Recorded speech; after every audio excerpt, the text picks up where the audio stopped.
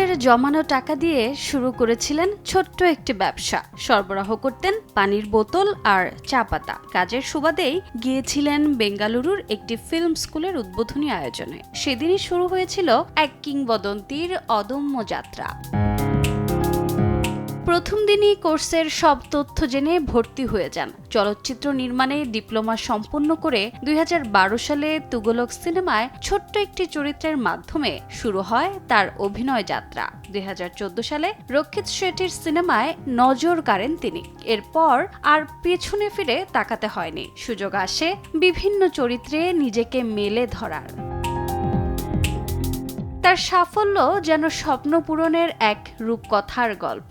কয়েক বছরের ব্যবধানে বক্স অফিসের রাজত্ব নেন অভিনেতা। হাউসফুল শো, দর্শকের উচ্ছ্বাস আর একের পর এক রেকর্ড ভেঙে কন্নড় ইন্ডাস্ট্রির ইতিহাসে নতুন অধ্যায় লিখেছেন ঋষভ শেঠি। পরিচালক হিসেবে গড়েছেন বিশ্বাসযোগ্যতা আর অভিনেতা হিসেবে আইকনিক পরিচয়। চলতি বছরের বহুল আলোচিত বলিউড সিনেমা সাইয়ারাকে পেছনে ফেলে কান্তারা চ্যাপ্টার 1 নিয়ে বক্স অফিসে রাজ করছেন ঋষভ।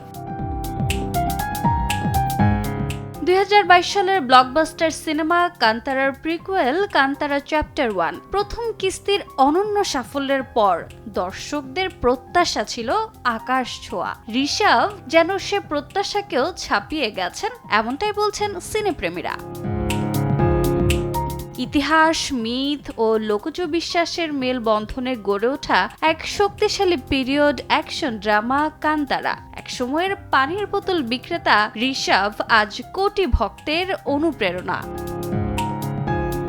রোজা চৌধুরী, সময় সংবাদ।